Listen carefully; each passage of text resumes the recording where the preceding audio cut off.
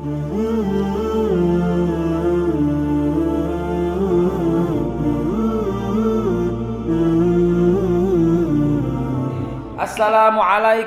warahmatullahi wabarakatuh. Waalaikumsalam warahmatullahi wabarakatuh. Innal hamdalillah wa syukurillah ala ni'matillah.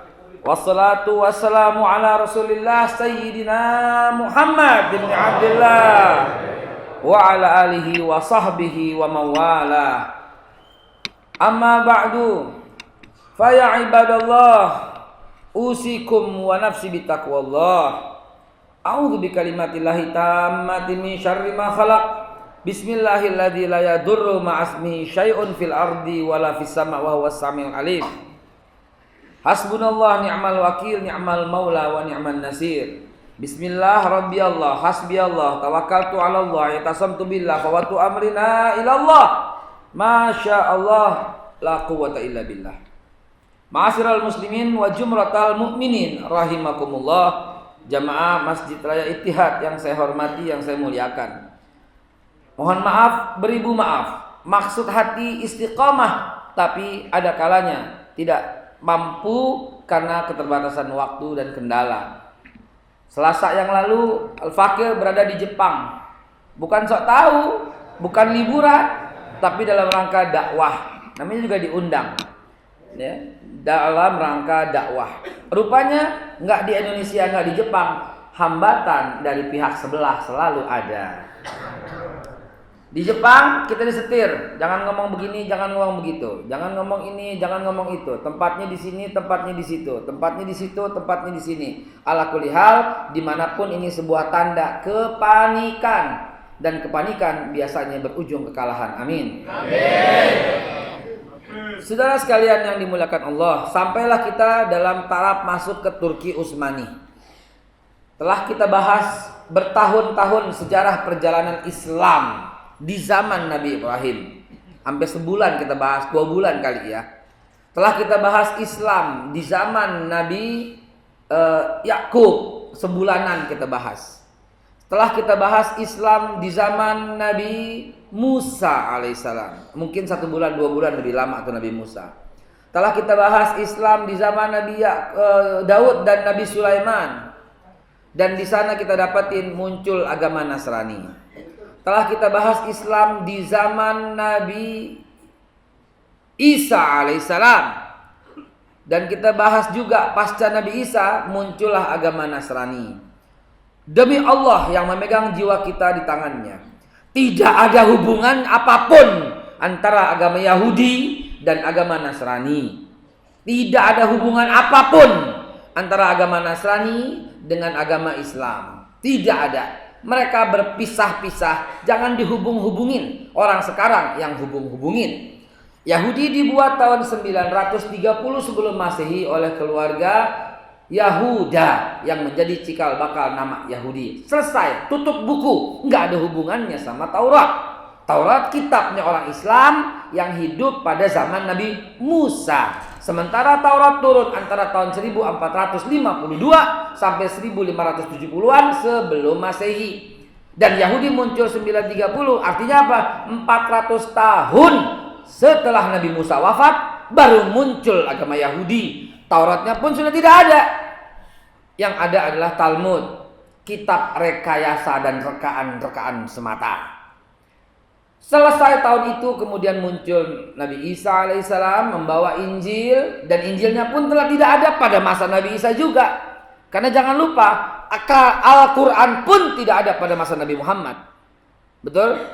Yang ada di kepala dalam bentuk lembaran tidak ada, kecuali lembaran-lembaran selembar-selembar, dan yang dicatat ada yang nggak dicatat. Semua diisi di kepala. Quran pun tidak ada setelah Rasulullah wafat, belum ada dalam bentuk buku. Sampai Abu Bakar Siddiq wafat tahun 634 belum ada juga Al-Quran. Sampai Umar bin Khattab wafat tahun 644 belum ada juga Al-Quran. Sampai kemudian Utsman bin Affan melanjutkan yang telah dirintis oleh Umar bin Khattab dengan mengumpulkan para hafiz dan mengumpulkan sebagian lembaran yang ada sebagai proof dan bukti. Sampai terbentuklah Al-Quran sebagaimana yang kita pegang di masa Utsman bin Affan. Itu tahu kejadiannya antara tahun 644 sampai 657. Tahu itu 600. Bagaimana sebelum Masehi? Maka jangan lagi ada kata-kata Injil yang asli. Nggak ada. Yang ditemukan di Turki mirip karena ada kejujuran orang yang menulis. Ketika Nabi Isa alaihissalam wafat, Injil di kepala para Hawariyun, di kepala Nabi Isa yang kemudian diangkat. Selesai sudah. Jangan lagi berkata inilah tidak. Kemudian ditulis oleh seorang yang loyal kepada Nabi Isa, namanya Matius. Matius sendiri lahir tahun 52 sampai 55, banyak bersisisan sejarah. Sementara Nabi Isa diangkat oleh Allah tahun 30 atau 33. Jadi Matius sendiri tak pernah jumpa dengan Nabi Isa. Bagaimana? Kan itu katanya sebagaimana hadis. Ya. Karena itu kita ambil kesimpulan Matius telah membuat sebuah kitab dari yang didengar oleh orang-orang. Demikian pula Markus yang tahun 60-an. Demikian pula Lukas yang tahun 90-an. Demikian pula yang paling muda Yohanes tahun 110 baru lahir. Sementara Nabi Isa wafatnya tahun 30 atau 33. 70 tahun setelah Nabi Isa wafat baru ada Yohanes. Itulah sebabnya ditulislah Injil karangan yang 4 orang itu, Matius, Markus, Lukas, Yohanes. Jadi jangan dihubung-hubungkan lagi, saudara. Ini terpisah. Yang ada hubungannya adalah Islam yang dibawa Nabi Muhammad dengan Islam yang dibawa Nabi Isa. Hubungannya apa? Syahadatnya ada, sholatnya ada, zakatnya ada, puasanya ada, hajinya ada. Haji tanpa wukuf. Puasa dimulai ba'dal isya sampai ba'dal maghrib. Sholat 2 rakaat saja di sembarang waktu. Itu hubungannya ada. Begitu juga antara Nabi Isa dengan Nabi Yahya. Begitu juga Nabi Yahya dengan Nabi Sulaiman, Nabi Daud. Begitu juga dengan Nabi Musa. Bahkan Nabi Musa ketika baru sampai di Mesir, yang pertama kali Allah suruh bikin masjid.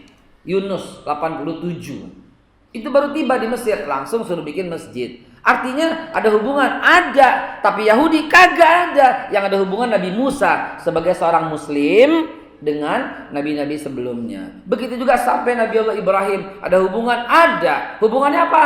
Syahadat, sholat, zakat, puasa, haji. Hajinya Nabi Ibrahim wukuf tidak ada, hanya tawaf, sa'i dan melontar jumrah, selesai. Enggak bermalam di Musdalifah. Itu syariat Nabi Muhammad sallallahu alaihi wasallam. Salat 2 rakaat di sembarang waktu. Di zaman Nabi Musa sampai 50. Subuh, zuhur, asar, maghrib, isya baru ada syariatnya pada zaman Nabi Muhammad sallallahu alaihi wasallam. Walaupun subuh ada dalam hadis Tirmizi yang dijalankan oleh Nabi Adam alaihi salatu wasallam. Sampai di sini kita paham. Setelah setahun ngaji begini terus, ya, maka lanjut kita lewati masa itu, masuk ke masa Nabi Muhammad sallallahu alaihi wasallam. Di masa Nabi Muhammad kita membahas, ini review sejenak. Di masa Nabi Muhammad kita membahas tentang perjuangan dan perlawanan para sahabat Nabi, yang akhirnya kita berkesimpulan bahwa setiap masa adalah berulang.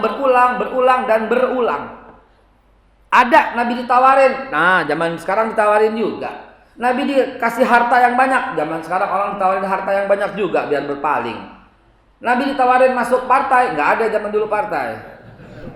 Yang ada partai kafir. Nabi ditawarin untuk masuk ke dalam jajaran itu, Nabi menolak. Ya, Nabi disuruh jadi pembuat undang-undang, Nabi menolak. Nabi ditawarin memegang kunci Ka'bah sebagai penentu, Nabi menolak. Karena bukan itu tujuan Islam. Tujuan Islam itu rahmatan lil, bukan memegang kekuasaan. Kalau memegang kekuasaan, Nabi udah ambil cara-cara seperti itu, saudara. Bismillah. Allahu Allahu Allahu Allah Allah.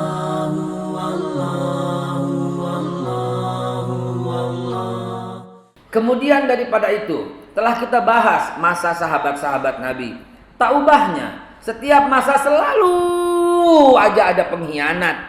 Dan pengkhianat ini semula hanya berkhianat kepada pergerakan, tapi akhirnya rata-rata mati konyol, su'ul khotimah, atau mati dalam keadaan kafir. Padahal berjuang bersama-sama Nabi. Siapa contohnya? Musailamah mengangkat diri sebagai Nabi palsu setelah Rasulullah wafat. Siapa pengikutnya? Rajal ibn Unfuah, ulama. Rajal itu ulama. Orang-orang yang bodoh, yang jahil melihat, oh dia kan ulama, ikut. Dia kan ulama, ikut. Dia kan ulama, ikut. Akhirnya tergelincir dalam pasukan yang menyerang Abu Bakar Siddiq. Dan mati kafir seluruhnya. Kenapa? Menyerang Abu Bakar Siddiq. Menyerang Khalifatul Rasulullah Sallallahu Alaihi Wasallam. Begitu juga pada masa Umar bin Khattab. Ada yang menyerang Umar bin Khattab. Namanya Abu Lu'lu' al-Firaus. Abu Lu'lu' al-Firaus itu sholat di belakang Umar. Tiba-tiba dia dendam dengan Umar, maka dia bunuh Umar bin Khattab. Selalu aja ada pengkhianat. Abu Lu'lu' ditangkap dan digantung oleh pemerintahan setelah Umar, yaitu Utsman bin Affan. Apa reaksinya? Reaksi Syiah apa? Reaksi Syiah membuatkan sebuah makom, monumen Abu Lu'lu' al-Firaus. Monumen. Dia sebut Abu Lu'lu' as-Suja'. Abu Lu'lu' sang pemberani. Karena membunuh Umar bin Khattab. Saking bencinya itu Syiah dengan Umar bin Khattab. Ya, jahat sekali. Dibikin monumen, ada makomnya, kuburannya. Dia dianggap pahlawan karena membunuh Umar bin Khattab. Bagaimana kita bisa kompak sama Syiah? Dan Syiah sekarang merajalela, dapat angin di pemerintahan ini. Ya, Syiah sampai jadi anggota DPR.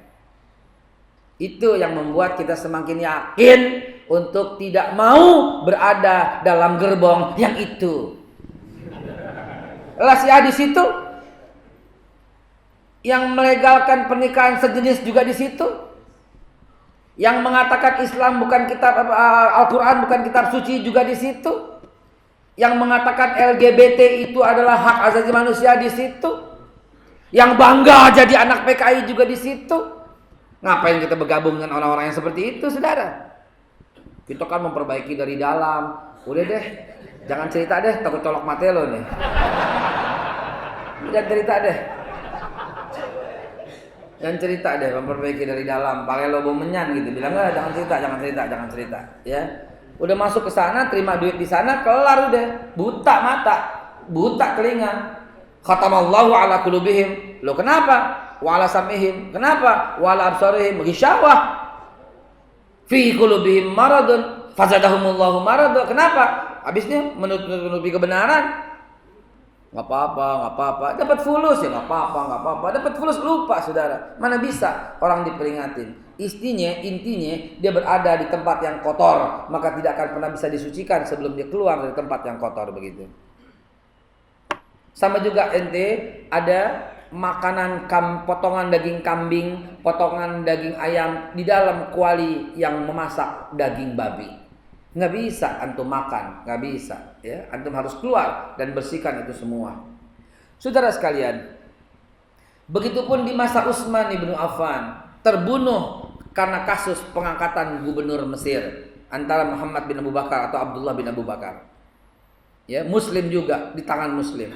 Begitu juga Sayyidina Ali bin Abi Thalib juga wafat, tewas di tangan Ibnu Muljam. Dan terus kita cerita sampai kita cerita tentang Bani Umayyah, betapa hebatnya namun runtuh.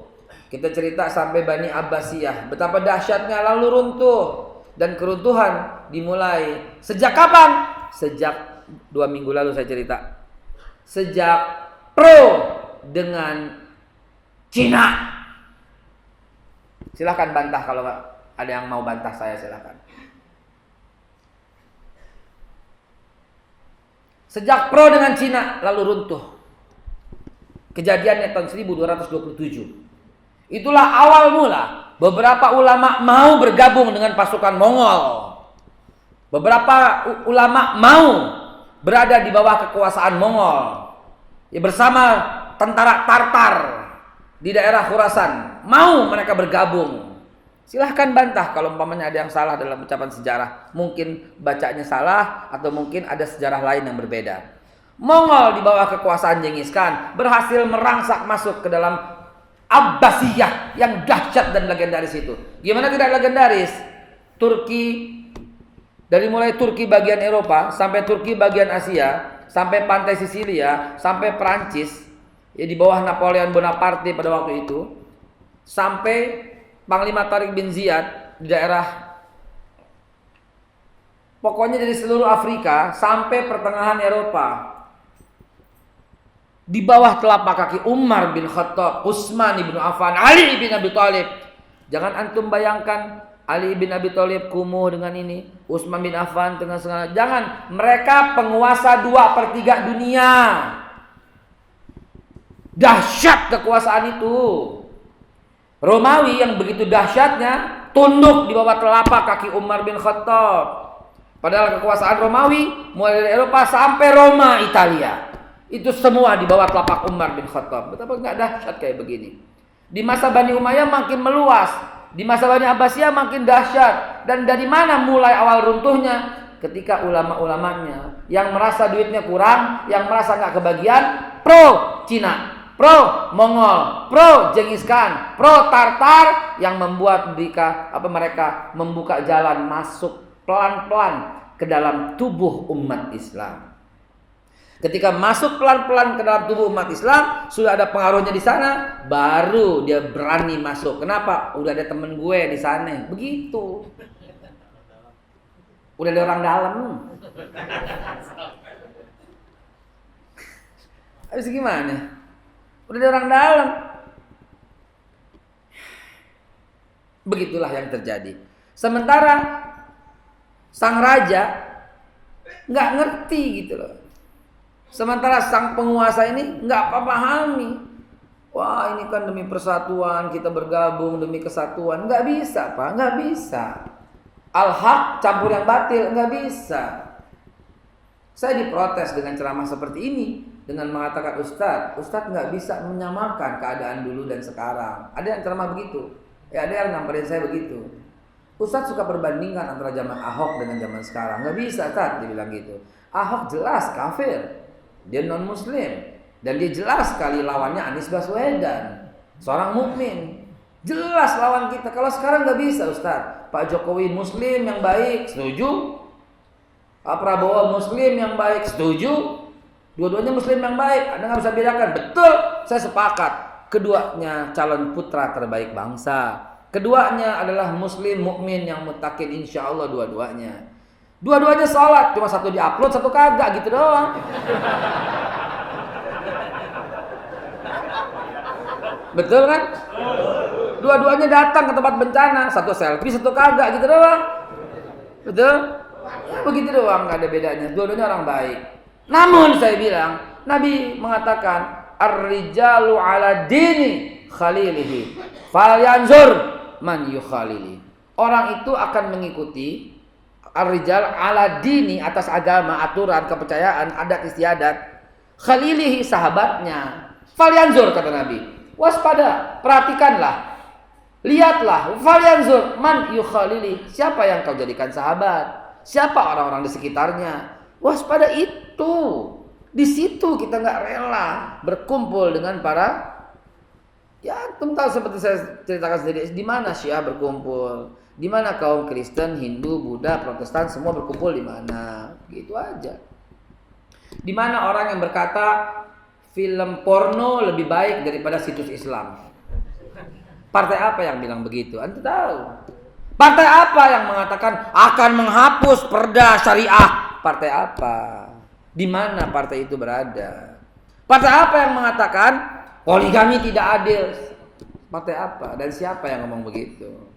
Ini menghina dan mencela umat Islam secara keseluruhan. Kalau nggak marah, mati aja, Pak. Mati aja, Bu. Buya Hamka yang mengatakan kalau umat Islam diganggu, ini penggangguan luar biasa, melecehkan Quran. Itu ada tat yang ngomong begitu. Lah emang gue lagi proses, tunggu sebentar. Lihat setelah pesan-pesan berikut ini.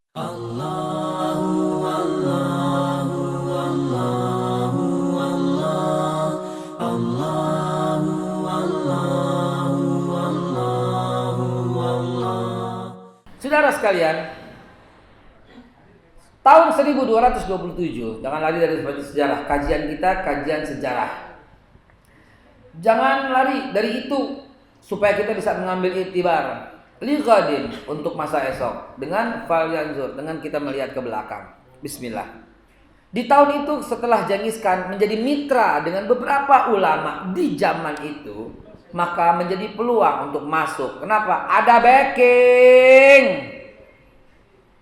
Masuklah tentara Tartar dan berhasil melemahkan dari dalam dan membunuh 1,6 juta umat Islam sampai tahun 1243. Saudara sekalian, mulailah melemah. Mulai melemah. Tak jauh, tak lama berselang 1299. Berarti berapa tahun tuh? Dari runtuhnya pelan-pelan 27 ke 99. Ya, 72. Ya, 70 tahun kemudian rontok dan tidak ada lagi Bani Abbasiyah. Sampai kapan? Sampai sekarang. Sebuah harta yang mahal, sebuah kekalahan yang maha dahsyat mahalnya, sampai sekarang nggak terjadi lagi. Pun sampai sekarang buku-buku karya umat Islam dibuang oleh pendahulunya Genghis Khan, kemudian Kubilai Khan, dibuang secara membabi buta. Sebuah kekalahan yang dahsyat yang tak terbendung lagi. Bukti-bukti itu ada di Irak, ya, di Baghdad, di Tirkit, ada di sana, dan itu peninggalan daripada Babilonia. Saya mendapatkan fakta yang akurat dari Israel dengan sahabat saya yang berada di sana. Dia beragama Islam, ya. Dia membuat buku bersama saya. Bukunya ntar terbit sebentar lagi, insya Allah. Dia menuliskan bahwa beberapa saat yang lalu disaksikan oleh semua orang bertruk-truk benda-benda masuk ke lantai dasar Masjidil Aqsa. Benda-benda itu didapat dari Amerika. Dari mana Amerika dapat? Dari rampasan perang Irak tahun 1989. Jadi ternyata baru sekarang terungkap bahwa perang Irak adalah perang agama. Dia datang ke sana untuk merampas semua peninggalan-peninggalan umat Islam di Baghdad yang dulu kita sebut Babilonia.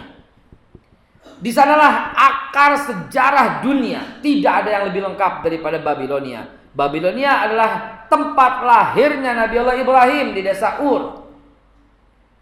Dan semua berada di sana pusatnya. Ketika Nebukadnezar mengambil dan merampas harta Nabi Sulaiman semua dari kalangan Bani Israel, Nebukadnezar menyimpannya di Baghdad, Babilonia. Turun-temurun sampai di zaman pemerintahan Saddam Hussein. Dan Amerika tahu itu.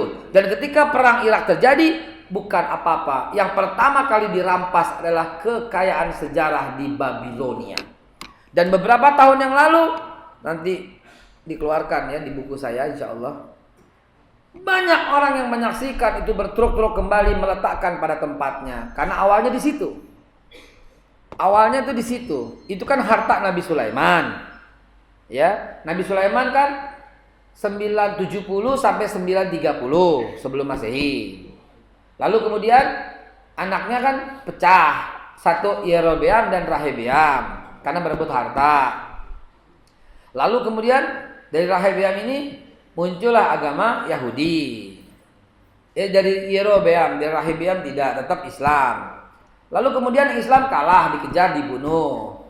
Nah kemudian dari Babilonia, Nebukadnezar antara tahun 600 sampai 400 sebelum Masehi mengambil tuh kekayaan semua bekas-bekas kekayaan Nabi Sulaiman, ditaruh di Baghdad kalau sekarang, ditaruh di Babilonia dan nggak terusik-usik sampai tahun 1989 begitu kejadiannya. Itulah sebabnya saudara, perang agama di sana. Tapi antum bisa buka antum yang sudah dewasa pada saat perang Irak itu bisa ngelihat kan? Bisa lihat kan? Pemerintah ada yang mensupport Amerika. Gila enggak tuh? Sebagian orang pemerintah Ada itu. Tahun 89 itu siapa? Orang-orang di bawah Pak Harto itu loh. Ada. Dan ada itu. Kita nonton ketika pasukan Amerika berhasil membom di kampus tuh. Tepuk tangan itu. Ketika pasukan Irak berhasil dengan senjata rudal squad menembak pesawat tempur Amerika. Ada yang begitu. Jadi manusia-manusia biadab seperti itu akan ada terus setiap masa. Ya. Nah, akhirnya teman-teman sekalian kembali ke sejarah kita. Runtuh itu semua Bani Abbasiyah. Dan mulailah periode baru yaitu Utsmaniyah. Utsmaniyah dimulai pada tahun 1299 atau 1300 mulailah menampakkan dirinya. Saudaraku sekalian yang dimuliakan Allah, singkat cerita, ini nggak kelar-kelar soalnya kalau umpamanya kita banyak nyempong ke sono mari. Bani Utsmaniyah memulai, ingat tuh 13 ya, betapa susahnya menembus Konstantinopel kan, yang akhirnya ntar Konstantinopel diduduki oleh Sultan siapa? Fatih, Al-Fatih yang berhasil ya membesarkan itu, masya Allah, sampai disebut Konstantinopel karena dulu Konstantin di situ, ya, dan kemudian menjadi Istanbul ya, menjadi Istanbul dan kemudian akhirnya, la ilaha illallah, saya nggak mau lompat-lompat dah, sedih juga ceritanya, mesti ada di slide nanti kita putarkan filmnya. Dan pekan yang akan datang, insya Allah saya akan menyampaikan tentang betapa Sultan Al-Fatih mampu menaklukkan Konstantinopel dengan hal yang sedikit di luar logika manusia. Siapkan armada perang, enggak. Siapkan senjata kalian, enggak. Serang Sultan, tar dulu kata Sultan. Sultan diam aja. Serang sekarang, tar dulu, diam aja. Serang sekarang, tar dulu, tunggu.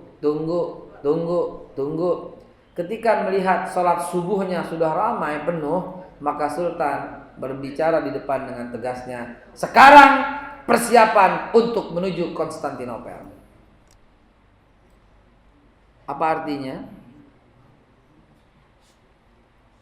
Pertolongan Allah yang diminta ketika kita sudah siap. Mundur sebentar, perang di zaman Umar bin Khattab. Ketika Umar bin Khattab mau masuk mengalahkan Romawi, gagal. Rapatlah mereka. Tahu rapat apa yang dibahas? Kita kalah karena kurang strategi. Kita kalah karena kita senjatanya kurang tajam. Kita kalah karena mereka pasukan berkudanya lebih lengkap. Tiba-tiba seorang berkata, "Ya Umar bin Khattab, wahai Amirul Mukminin."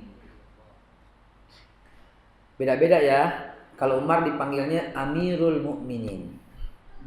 Kalau Abu Bakar dipanggilnya ya Khalifatul Rasulullah. Kalau Utsman dipanggilnya Amirul Mukminin juga, nggak berubah. Kalau Ali bin Abi Thalib dipanggilnya wahai Imam Ali. Itu sebabnya dalam Islam ada 3 model kepemimpinan. Yang pertama model khilafah. Yang kedua model imarah. Yang ketiga model imamah. Tiga-tiganya diterapkan oleh sahabat Nabi. Model khalifah oleh Abu Bakar Siddiq. Model imarah oleh Umar bin Khattab. Model imamah oleh Ali bin Abi Thalib. Jadi jangan suka alergi dengan istilah-istilah seperti ini, ya. Tiga-tiganya menggunakan demokrasi terpimpin. Bukan demokrasi liar. Istilahnya Pak Harto, demokrasi Pancasila. Demokrasi dalam hal ini bukan kekuasaan di tangan rakyat mutlak, bukan.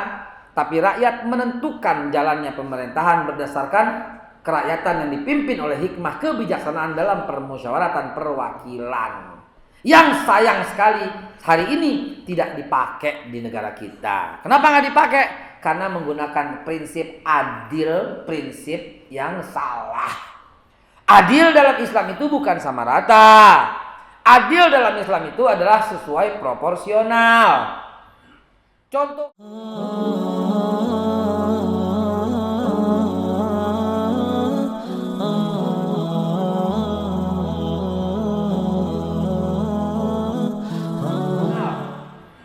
Contoh keadilan yang tolol itu adalah bangun masjid 100, gereja 100, wihara 100. Ini konyol.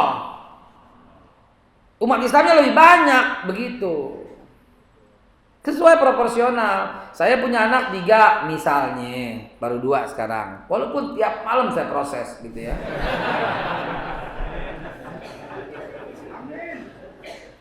Yang pertama misalnya kuliah, yang kedua SMP, yang ketiga TK. Demi keadilan, masing-masing saya kasih 200.000. Karena belum pakai Grabnya yang kuliah kan, belum pakai beli fotokopi, belum studi banding apa teman-temannya gitu ya, perlu makan, perlu apa. Saya kasih masing-masing 200.000. Yang SMP 200.000. Kebanyakan. Yang TK 200.000 diculik. Benar nggak? Adil itu yang kuliah 200.000 sedang. Yang SMP ya gocap. Kebanyakan dari 20. Ya 25 gitu. Yang TK kasih bekal. Benar nggak?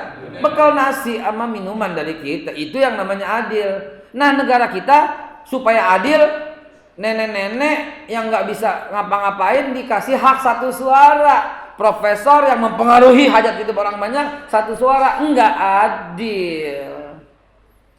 Kakek-kakek di ujung sana miskin, nggak pernah sekolah, buta huruf semua, ikut nyoblos 1 suara. Sementara para profesor yang cerdas yang apa juga 1 suara. Ini nggak adil namanya. Tidak menerapkan kerakyatan yang dipimpin oleh hikmah kebijaksanaan dalam permusyawaratan, perwakilan diwakilkan, nggak dijalankan. Yang lebih gila lagi, orang gila boleh nusuk karena jumlahnya signifikan 10 jutaan. Mayan 10 juta. Akhirnya dibolehin. Demikian ini kan pesan. Dalam Islam aja yang gila aja boleh nggak sholat. Lu boleh milih. Ntar kan dia bingung, milih yang mana nih. Diarahin akhirnya. Yang nggak masuk akal. Ini tercatat dalam sejarah. Kelak kita ceritakan kepada anak cucu kita. Dulu di pemerintahan Jokowi, orang gila boleh milih. Kan gak lucu begitu. Nah kalau misalnya dia lagi gila, namanya gila, pas mau nusuk lagi kencing, dikencingin gimana? Mengencingin wajah itu bagaimana? Gak kena hukum, namanya orang gila. Kenapa lu suruh tusuk? Kan aneh KPU begini, saudara. Orang gila boleh milih.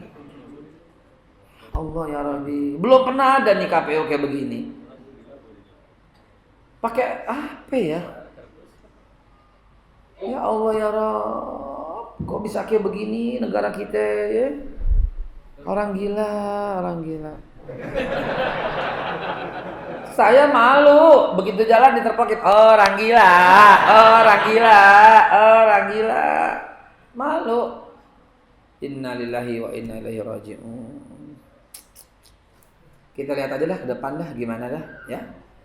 Baik teman-teman sekalian, sampai mana saya ngomong tuh ya? Bukan dong.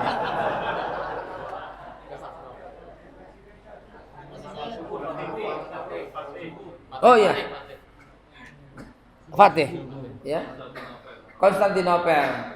Kapan serangan itu? Ketika sholat subuhnya mentok. Wih, inilah tanda umat Islam siap. Begitu. Saya ngambil iktibar, ngambil pelajaran. Di zaman Umar juga begitu. Ya, modelnya ya Amirul Mukminin. Nah, gara-gara itu akhirnya nerangin 3 konsep dalam Islam kepemimpinannya. Ada khilafah, ada khalifatul Rasulullah, Amirul Mukminin sama Imam Ali. Baik. Di zaman Umar bin Khattab juga pernah terjadi ketika mau menembus Romawi.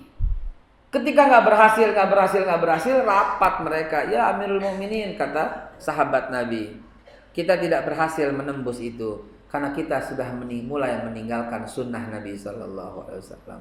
Bener. Siapa di antara kalian yang tidak sholat sunnah? Diam semuanya, sholat sunnah. Siapa di antara kalian yang meninggalkan rawatib? Nggak ada angkat tangan. Kalau khalifah nanya nggak bisa bohong dan nggak boleh bohong. Siapa di antara kalian yang tidak puasa Senin Kemis? Semua puasa. Siapa di antara kalian yang tidak memasang jenggotnya? Semua masang jenggot. Kecuali orang sekarang, makin panjang jenggotnya makin goblok katanya. Kurang ajar tuh mulut.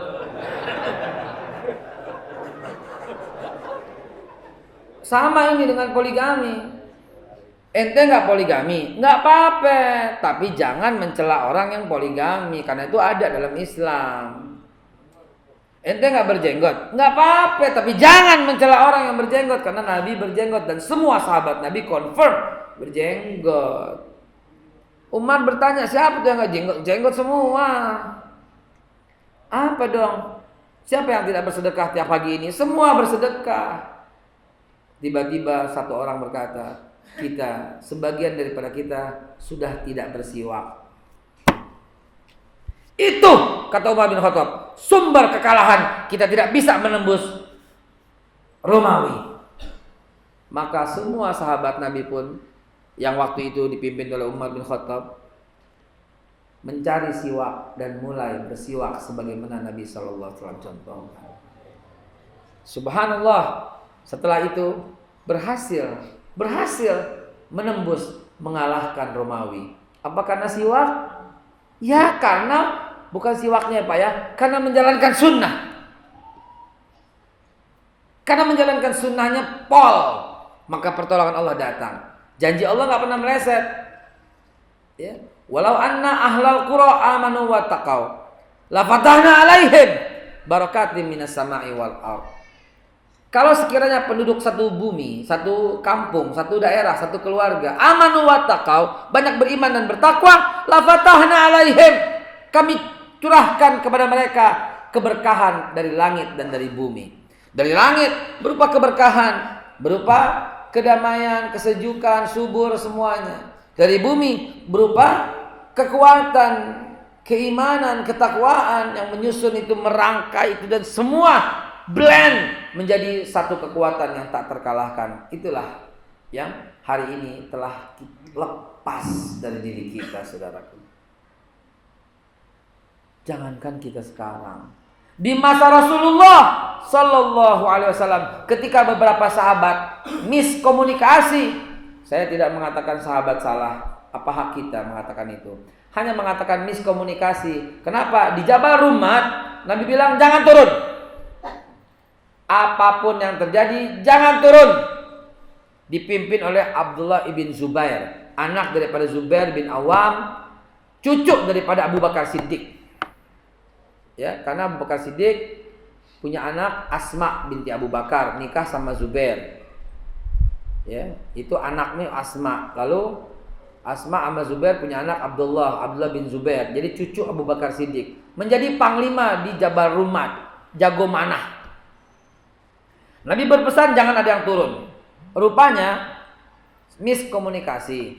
Sahabat itu melihat perang Uhud telah selesai. Ketika perang Uhud telah selesai, mereka turun ke bawah, wurr gitu loh. Disangka udah selesai, lagi mengumpulkan ghanimah, lagi mengumpulkan harta. Dan tiba-tiba Khalid bin Walid memutar Jabal Rumat dan menghantam Nabi dari belakang. Yang dari depan yang udah lari, nengok lagi ke belakang, menghantam Nabi lagi di tengah-tengah. Nabi dan para sahabat dihantam dari depan dan dari belakang dan dari kiri. Ada 3 pasukan. Pasukan pertama pasukan tombak, dipimpin oleh Hindun binti Utbah bin Rabi'ah. Di pasukan kuda, kavaleri, dipimpin oleh Khalid ibn Walid. Dan di pasukan Yahudi yang hianat, dipimpin Abdullah bin Sabah. 3 ngepung Nabi dalam perang Uhud. Nabi manusia biasa, kalah dalam perang Uhud. Dalam arti bukan kalah teritorial, tapi banyak korban. Dan Nabi melarikan diri sampai ke gunung-gunung Uhud. Itu Nabi. Ketika ada orang yang miskomunikasi, tanda kutip, dengan bacaan yang lebih sopan, yang tidak disiplin, kalah. Apatah lagi kita zaman sekarang. Begitu itibarnya. Lo mau mengalahkan orang-orang yang jahat, orang-orang yang zalim, tapi membayang aja kagak. Masjid aja sepi, subuh aja jarang, siwak aja lo kagak pernah lihat yang mana siwak, iya kan? Lo pakai odol, nggak apa-apa, sunnah, karena sunnahnya bukan odolnya ya, sunnahnya karena menjaga kebersihan. Tapi sunnah siwaknya juga kudu.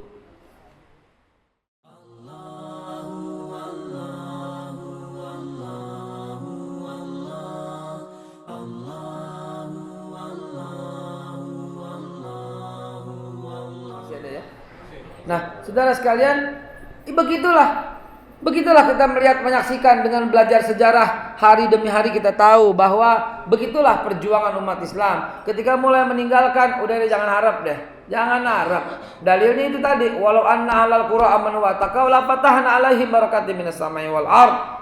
Kalau banyak beriman dan bertakwa, pasti nggak bakal ada yang salah dalam negeri itu.